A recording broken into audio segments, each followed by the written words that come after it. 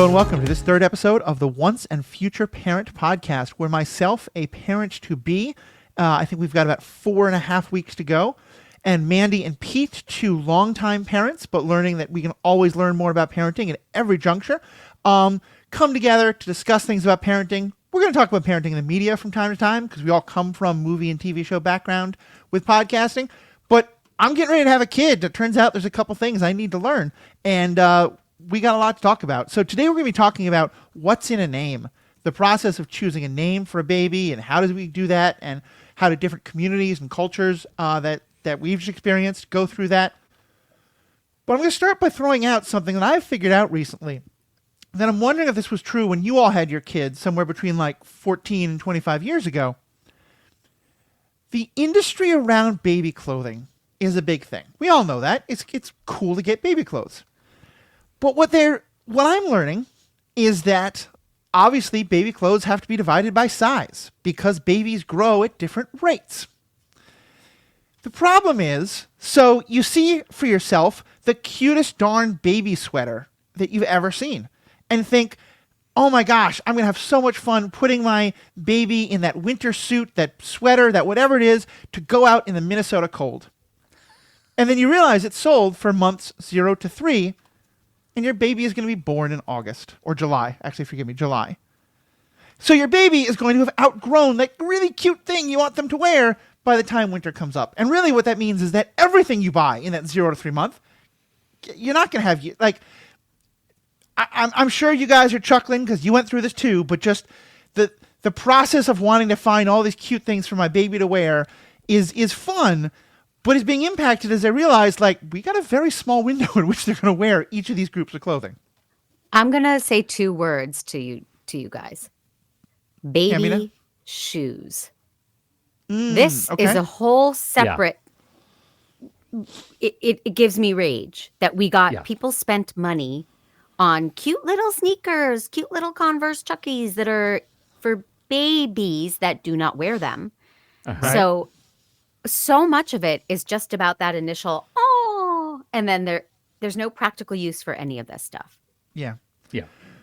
I'm glad you said that because it was explained to us that I thought you were going to tell me how good it is to buy baby sneakers. And what was explained to us is that sneakers, socks, all these things are basically just projectiles for the baby to exercise its new motor control over its legs by flinging halfway across the room.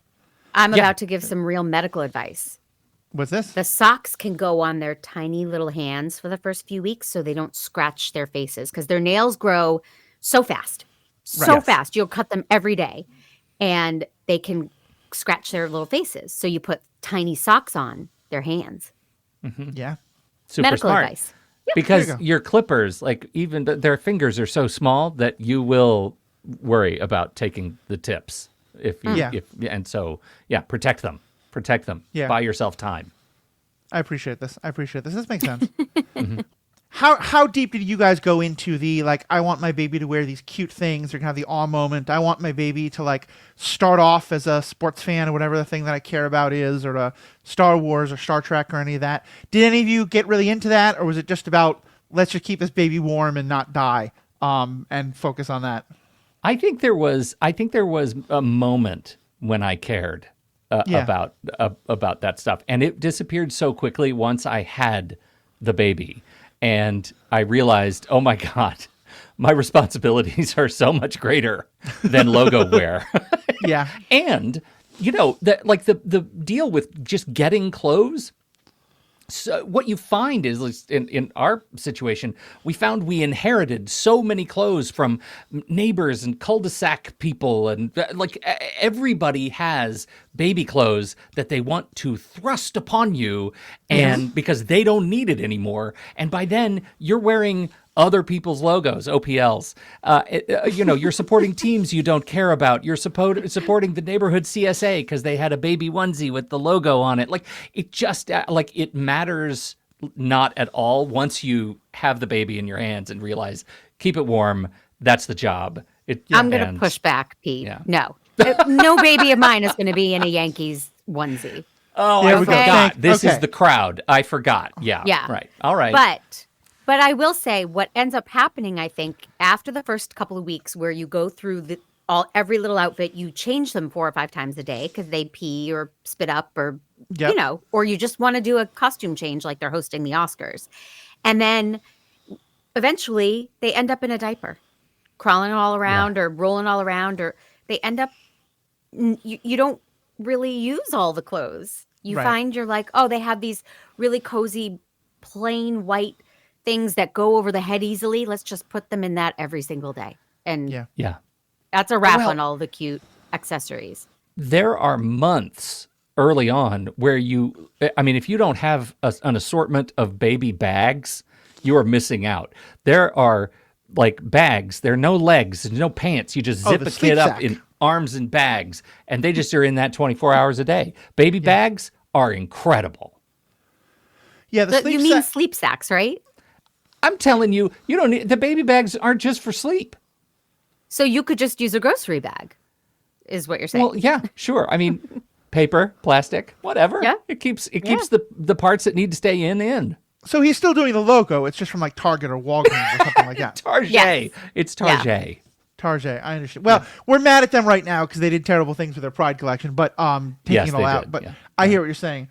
No, and that makes a lot of sense. We definitely did get a couple of really nice sleep sacks and stuff like that. And certainly the functionality is something I have to keep reminding myself of, because we got at least one of these onesies that is really cute and looks kind of old-fashioned and nice and has those like not snaps but actual buttons of the sort where you got to like push it through a thing. And hell no. All it took was my saying to Mary, try to imagine opening these at 2 a.m. with a screaming, writhing baby who wants his diaper changed. Yep. And that was all it took to be like, yep, no, we're never putting that on. We're not doing that.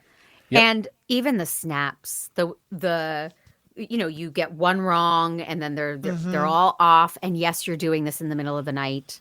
I mean, it's weird. Casey never cried or screamed or caused a moment of concern for any of us, but yeah, you're tired, and even when you're not tired, even on a good day, those snaps are like a test to see if you're Mensa.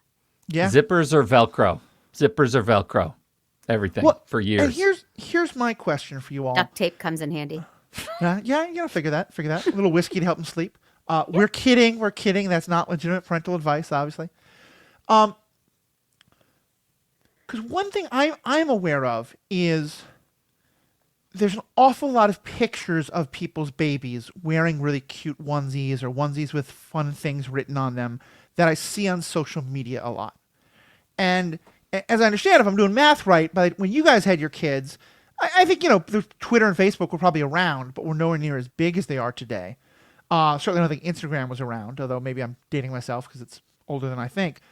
But I'm wondering, in terms of like what you have seen from like other people having babies after you, does it seem like social media has been a big part of kind of maybe expanding that we're not just wearing like basic nice colors onesies, but every onesie has to have, little baby pelicans on it, or the, logo of your favorite sports team or TV show, or I get all the ladies just like my dad, or, whatever the silly things are?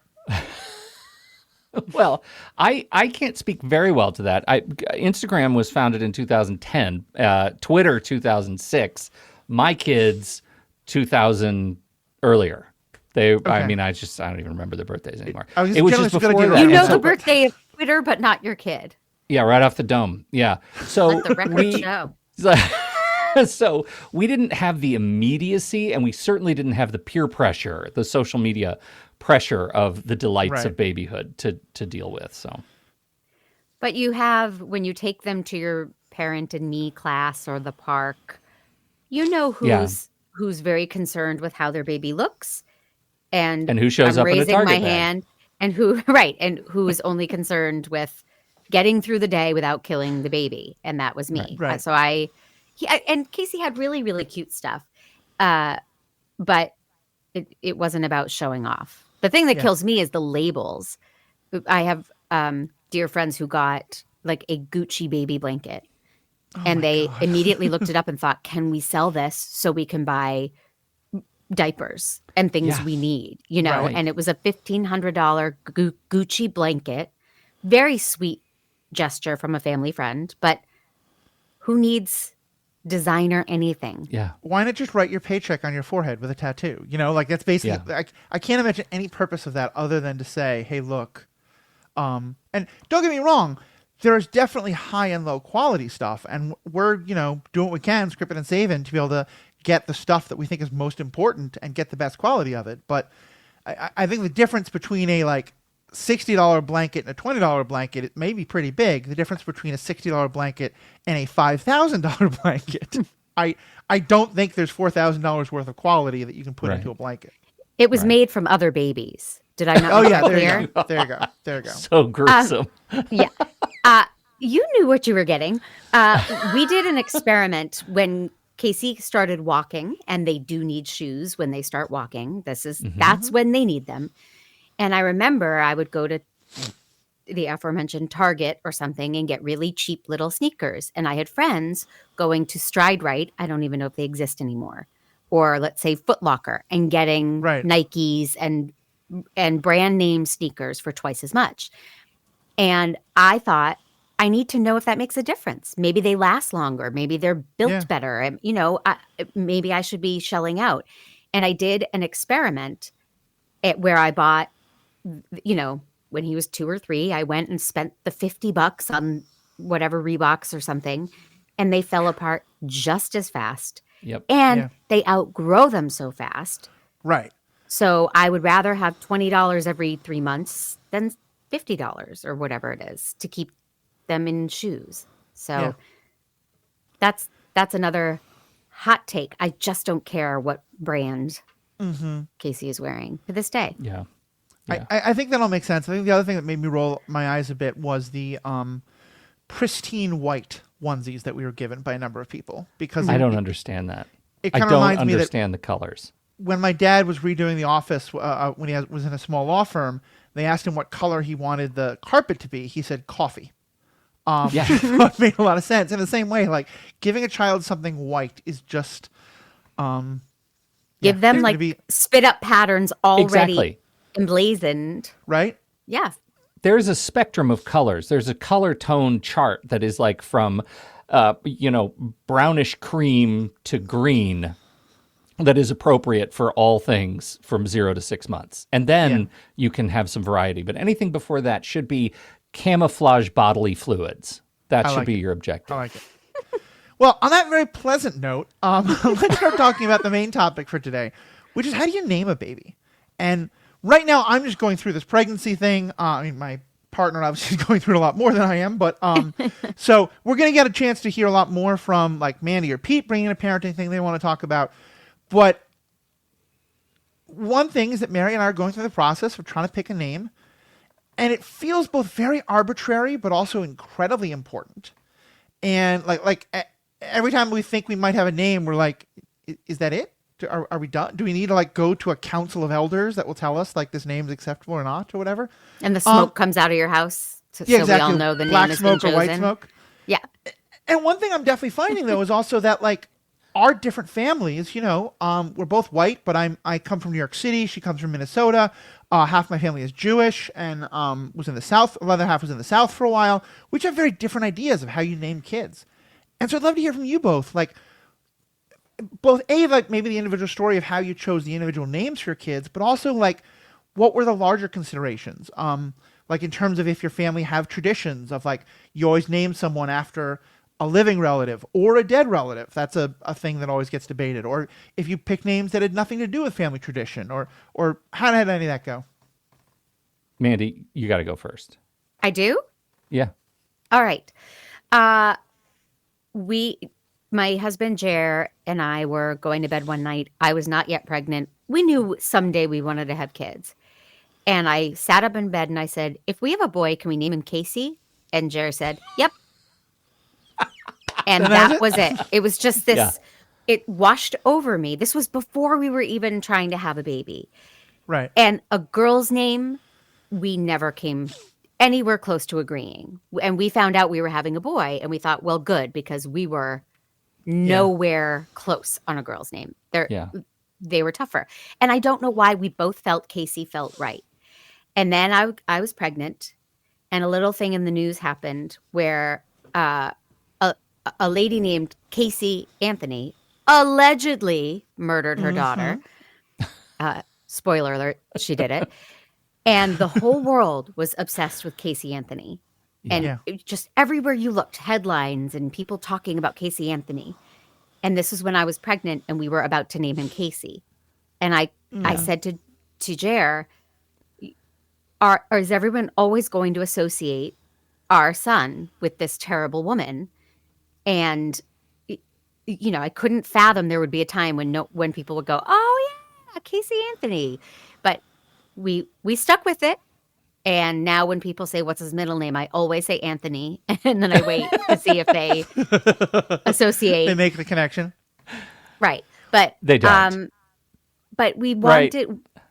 They no. I mean, it's like I say it as a dumb joke, and yeah, of course. Either you cool and you get it, or you don't. Right. And but Casey felt like a name that everyone recognized, a name people have heard and seen, but we didn't want. This is our personal belief. We didn't want him to be one of 4 Caseys in his kindergarten class, which happens with a lot of names. They're very, very popular, and that turns into, are you Casey F or Casey G? And we just wanted him to have his own name, but not something that you have to explain after you say, my name is Casey. Well, it means this in another language combined with this. So that was our thinking. We're pretty boring. Pete? Well, question for both of you before I go into this. Do you know your naming stories? Yes. How were you named?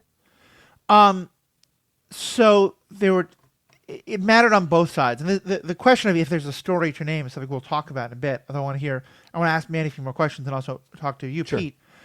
For me, though, it was that because my mother's and father's side of the family had different ideas about how you do or don't name people. And that on the one hand, on my mother's side of the family, generally it was that you do it after a living relative. A relative who's passed on. In my father's side of the family, you don't give someone the exact name. You name them after you give them a name that starts with the first letter of someone who's important in the family, often someone who's still living in the family at that point, but not always. And so, for example, in my family, there'd been a real patriarch, my grandfather, J. Lewis Fox. And so we had a number of people in the family with the first letter J.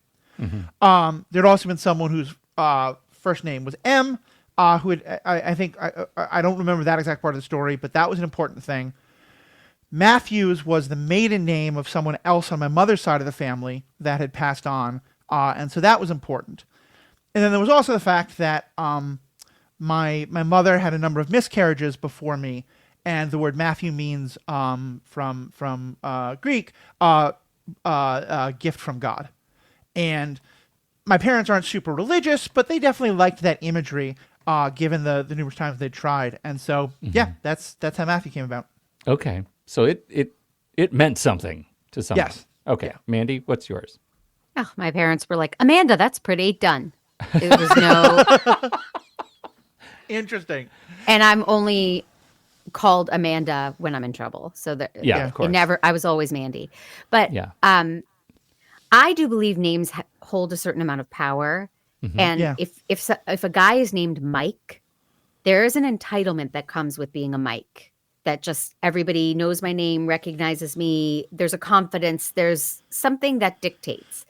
And I'm fascinated by names. And I do think that they tend to have a pattern. And I went to college. One of my dearest friends, her name is Michael Ann. And people would say, what? Michael Ann. Mykellann. Michael Ann. And everybody remembered Michael Ann wherever she went. Michael Ann and her friend, what was your name again? Mary, Susie? And I was like, no, but it's Mandy, boring name. So there is something to a unique name that really gives somebody the benefit of being remembered or stand out. So my parents gave... Oh, do you want to respond to that? I would just say quickly, I agree with that, especially about the Mike part. A lot of people, for some reason, it seems like only remember that my name starts with M. And so they default to, they call me Mike. Mm-hmm. And it's just one more of those, like, Mike is the first one remembered, not Matthew. Yep. Pete, yeah, I was Peter, going perhaps. to be a Christopher Michael, Christopher David. My parents had all kinds of plans, and they went in. Had dinner with my grandfather, and they told him all the names that they were thinking about. And he said, "Oh, how about plain old Pete?" And that was it. Like my parents were like, "Oh, okay." We'd worked pretty hard on it. No, Pete's it. You got to go with Pete, and that's it. That's how it landed. Oh, And I like it. Like I grew up Pete. I like it. I took Pete late. I was Peter all the way through high school, early college. And so for me, going into thinking about our kids' names, I would just like to say first to Mandy's point, I don't think you can know how popular your kid's name is going to be when you name them. Because when we were looking at names and landed on, Sophia, for one, Sophia was not popular when we picked it. It was Really? popular. Yeah. Yeah. It had a swell in the 2000s where it became super popular. And there were a ton of we didn't know that was going to happen, right? That was not a thing that could happen. So we have Sophia and Nicholas, and for Sophia, we actually settled on Jordan, which is Sophia's middle name, Sophia Jordan, because we thought it would go for either one, right? If it was a boy, it was a girl, because again, we didn't know. So all of the names we settled on after the child was born. And we just liked the idea of Sophia. Nicholas Elliott. Elliott because Kira gave up, Kira's middle name was Ellen, and she gave that up when she got married, and she liked the idea of that just being in there, even though all of our parents were adamant that we absolutely not pick a family name. There is no obligation. Please don't. We don't want that pressure of handing that down. And so Kira said, well, then he can take mine. But the things that were important to me, good nicknames. I am a big diminutive guy. If there is a Nicholas, he better be okay with Nick. If there's a Sophia, better be okay with Sophie or Soph or so, because I just love nicknames, and I think that is an affinity. And my kids, it turns out like it too. I interviewed my kids. I said, "What do you think of your names?" And they said, "I like my name. I really, really like my name. In fact, I love my name." And I think that is that's a win. That's a win. That's good. That's a win. Well, and it's interesting because, so first of all, when you said your parents picked Pete, my first question was going to be, wait, so are you not a Peter? But it sounds like you are a Peter on legal documents. You just go by Pete for the most part. Yeah.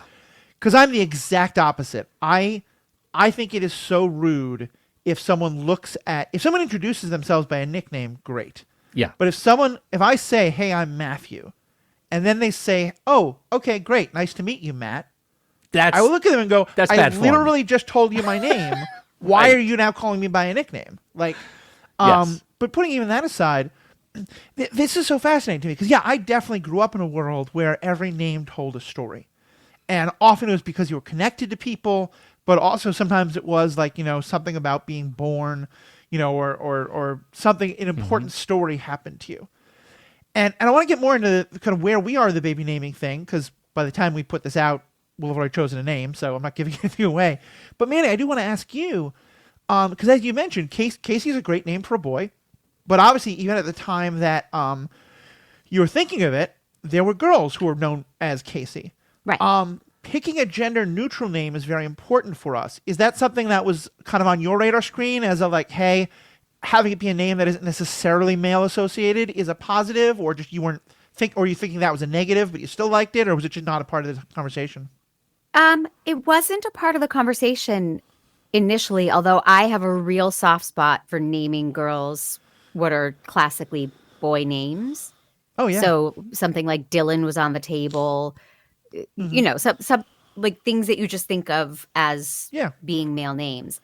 I don't know. It's all a free-for-all. When he was in preschool, there was girl Casey and boy Casey in his little preschool class. And we thought that was adorable. And I think all names are a free-for-all now. And that's great. Yeah. The biggest challenge we have is we learned a valuable lesson. Don't tell the name you're thinking about to anyone who was involved in schools, in teaching, in any sort of education, because they've seen every name and they've already seen a child they don't like named your child's name. And I love it. that was a horrible. That took many names off the table from our baby list because, both of Kira's parents were in the schools, and you can't name. No, Brad's out, Mike's out. Nope. Oh no, Steven. Oof. And they roll their eyes. I'll one up that. Don't tell it to anybody. You will get opinions that you don't want, right? Yeah. So even if a well-intentioned person goes, "Oh, that's a sweet name," then you're like, "Oh, great," That's off. And whoever doesn't like the name, it's nobody's business. And when they meet a baby, they're going to adore the name because it's associated with a sweet baby.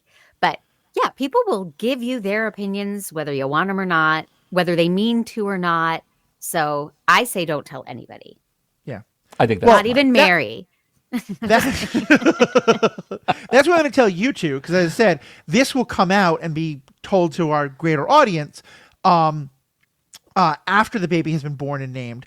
And, y'all can give me your opinions, but who cares? We're mostly talking about the process itself. Right. But because it's been a really interesting discussion between Mary and I, because Mary is very big on, let's just pick a name that has good vibes, that sounds good. Yeah. And for me, and we kind of, part of what I wanted to bring out this topic is we were kind of having a disconnect on figuring out what name we wanted. And it wasn't until maybe a couple of weeks ago that we had this kind of breakthrough of realizing, because for both of us, it was so, like, to me, it would never occur to me to ask someone, do you guys want to have, is it important for you to have a story to your name? Because and obviously I was very, very wrong. I just thought everyone did it that way, Yeah. It's kind of like a 6-year-old like meeting a kid of a different religion and being like, oh, well, how do you celebrate this holiday? And the other person being like, I don't. You just don't think of it. So at this point, what we're kind of thinking is something like, I really want to do something to honor my mother, who has passed on, whose name was Pamela, begins with a P. So we've been thinking about gender-neutral names that begin with P, of which there's not a great assortment. Parker, Piper are ones we're thinking about, names like that. There was a moment that I think you two, being of my generation, are going to think about, because Mary's grandfather recently passed away, and he was named Chuck. He was named Charles or things like that. And Mary always really likes the name Charlie. It's gender neutral. It has all these things. And so I kind of, as a joke, because I know the association with it, put out, well, we could just do like a first and middle name. How about Charlie Parker? And Mary was like, oh, that sounds great. Let's run with that. And it took me like a week to realize that she thought I was serious. Until I was like, wait, but everyone's going to think that we're huge fans of this black jazz musician, which, he's a great jazz musician. There's nothing wrong with that, but he's not someone in our family. And then we still actually were thinking about it for a while, because as I've discovered, I think we're just at that age where, everyone I've asked who's younger, I found ways to be like, oh yeah, have you heard of this musician? Have you heard of this person? Have you heard of this person? And when I do Charlie Parker, no one has any recognition whatsoever. Oh, really? So, yeah. Then they do not do crosswords. Right. Quite possibly. It's all Wordle these days, I think, and Words with Friends, these whatever. Kids today. They're silly games. But yeah, so that is one thing, it's just been an interesting journey. And so it's probably going to be something, I think it's probably going to be something that starts with a P that is somewhat gender neutralish. Peter is something we've given some thought to. Mr. Wright, I adore you as my podcasting mentor, but it would not be in honor of you. Just I'm not. I will, of course, be telling people otherwise, but go ahead. Ego balloon. Because PD can be somewhat gender neutral.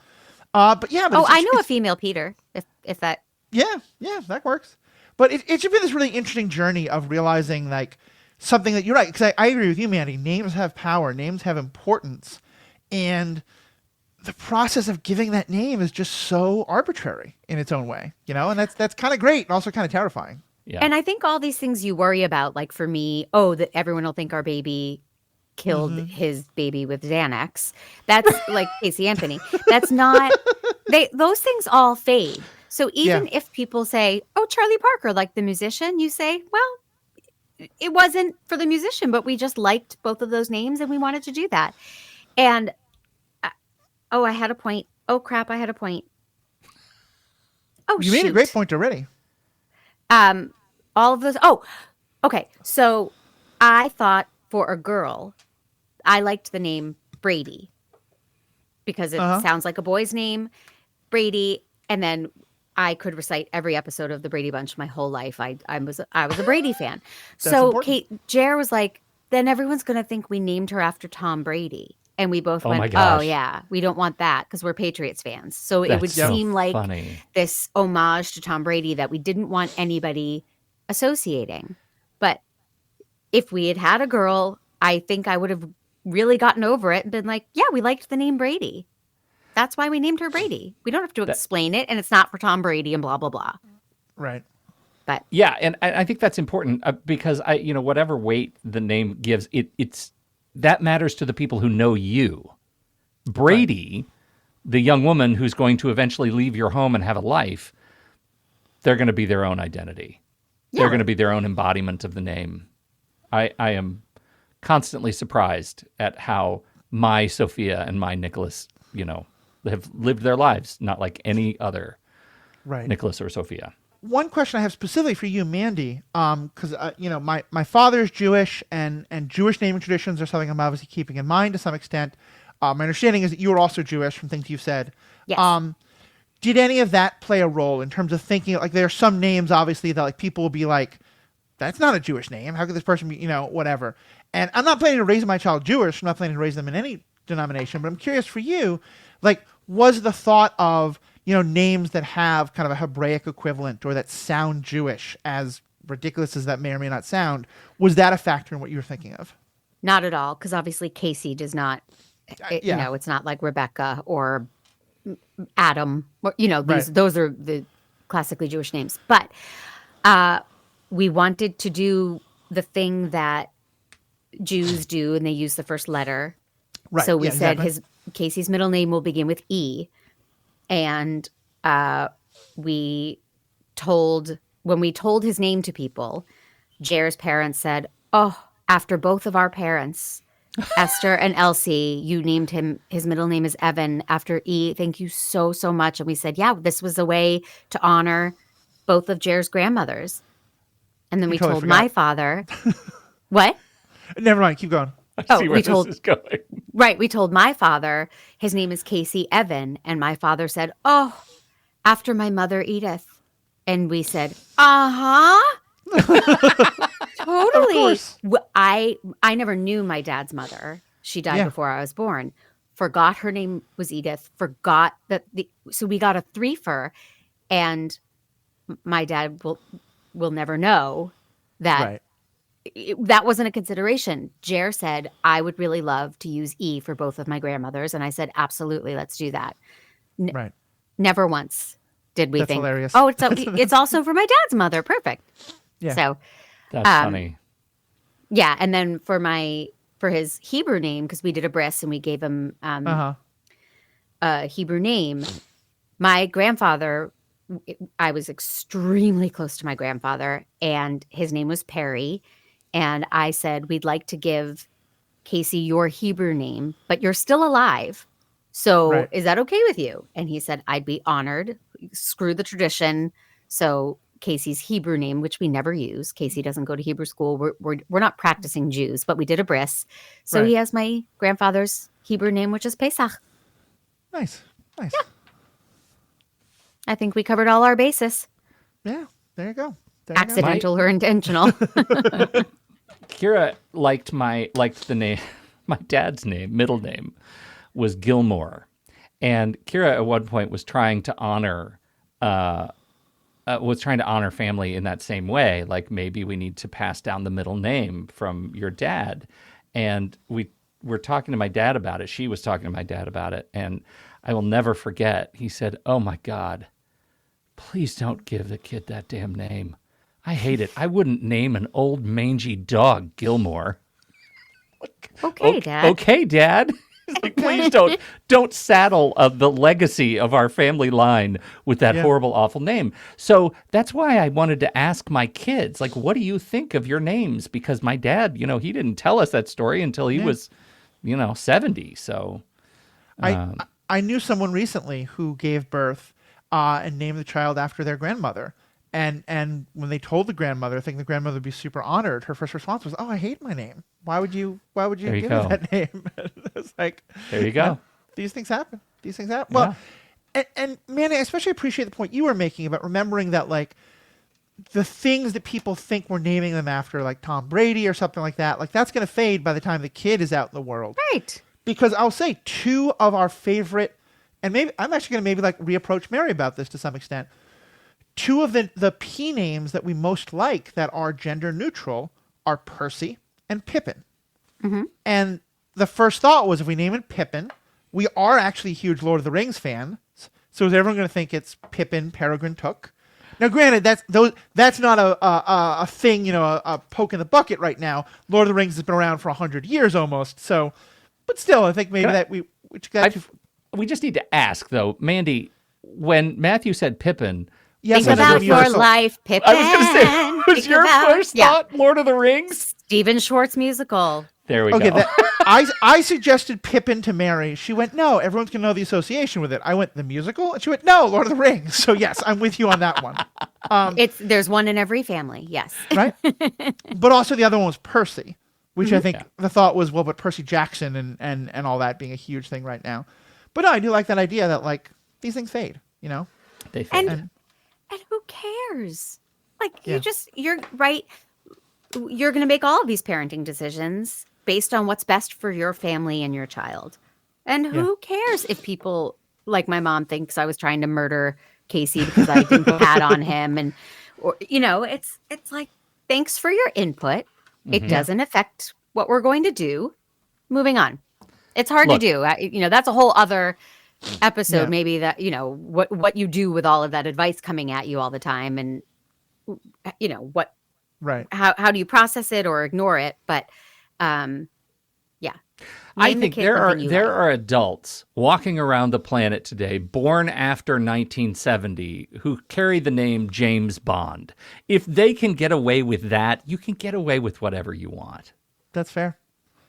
There are an awful lot of Khaleesi's and Daenerys's running around right now. You should definitely go for Daenerys.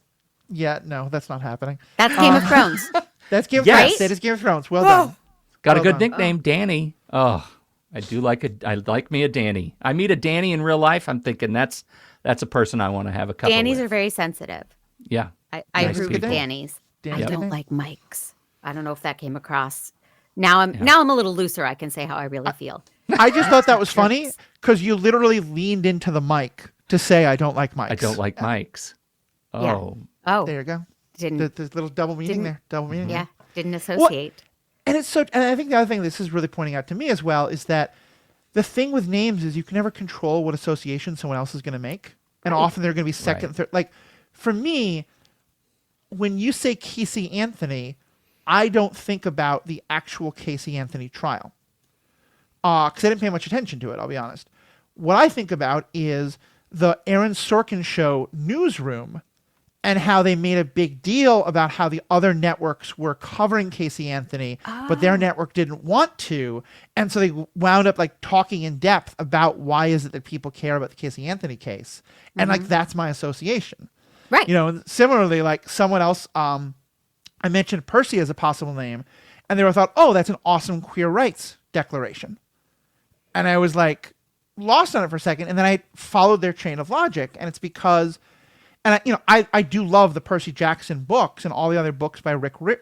I think that's how you pronounce his name. And his books are often presented as kind of like an alternative to Harry Potter, because while J.K. Rowling is this horrible transphobe and just a terrible person, he's actually been incredibly pro-LGBT and done really great things with race and with gender and stuff like that in his books. And so it was just so funny that someone thought that I would name the child Percy, not only as a Percy Jackson reference, but also as a reference to the specific way that character in those books are used in this political discussion, which granted I do have a lot of belief in and a lot of stake in, but it was just so funny to me of like, oh, you're on like a third and second level of like second, third level. Where you just thought that's a nice name for a boy or a girl or whatever our child is, and I like the name. Yeah. Right? Yeah. Yeah. So there we go. There we go. Here's my association. Very deep cut. Pete, you can tune out, do something to entertain yourself. Percy Harvin was a great punt returner, but he suffered terrible migraines and he couldn't play in the NFL anymore. He kept missing games with migraines. So I would worry about migraines for your Percy. I'm just saying. I remember it. Yeah, I did. I could get a good nap in this conversation between you guys. That's good. Punt returner. Oh my God. Those are words. Primarily, he was a wide receiver, but primarily, of course he was. Succeeded at kick. That's something happens in football. The American version of football. Yeah. A lot of punting. Big punter. Well, great discussion as always. I hope our listeners get a lot out of it. I know I certainly did. Any last kind of comments on the pregnancy process as I enter the last month of pregnancy? My partner enters, I really should be saying, but we enter. Right. Well, I will say this. Now is the time, if you haven't already committed to this, to not leave town. Our second, we were 6 weeks out, and I still thought, well, I still have time, right? This kid's still cooking. And I went on a business trip to Salt Lake City, and I got the call in the middle of a meeting that my wife was having a baby and I needed to come home. And I had the cinematic experience of having someone else booted from the plane so that I could get a seat. The person at the gate was such a romantic and was like, this is adorable. I'm running through the airport to catch the next flight. And I got home and it was still 16 hours of labor after I got home. But that just goes to show everything now is even more unpredictable than you think. Everything. Yeah. Well, and I do appreciate you mentioning that, because that for me is the other cinematic thing of the lie that cinema has told me, which is that I've come to believe from every movie and TV show I've watched that if your water breaks while you're not like in the hospital, that means you're going to go into the baby's coming out within 20 to 30 minutes. Yes. And so that's the whole not accurate. And Yakety Sax starts playing. Yeah. And there's a Tommy Metz. Yeah. Exactly. And you end up in fast forward. Yeah. Yep. That's how it works. Mandy, any last words on your end? It's so trite, but for Mary and you to try to enjoy everything as you go, even if she's tired and whatever, just enjoy this phase, because the next phase is unimaginable and different, and it'll never be the two of you again. Yeah. On the couch, not worried about your kid or thinking about your kid. So to try to look, she's going to be uncomfortable and sleeping is going to get harder, and don't get me going about the heartburn, but at least if she's having heartburn, it's just the two of you, and you could go get her Pepcid and milk or whatever it is. And to just take stock and enjoy if you can. We love silly movie franchises. And so with that exact thinking in mind of like, we need to be really careful about screen time. We recently began what we're going to binge all of the Jurassic Park movies so that we can go see the Jurassic Park movie when it comes out. And, the Jurassic World, I guess we're now on, but we're doing it all. So, right. Well, as always, this is great. We'll have more topics obviously coming soon. Listeners, let us know what you think. We'd love to hear your stories about how you named your child or how you were named, or if there was a story whatsoever. Write in, let us know. All the information is in the show notes. Of course, my wonderful podcast partners, Mandy and Pete, both do a lot of great podcasting themselves. Check that out in our show notes. I am Matthew, the Ethical Panda. I do some podcasting myself. All that is in the show notes. Please check all that out. Thank you so much. Live long and prosper. Until next time. We don't wanna go to school 'cause the things that they say. I don't know. Pete was present.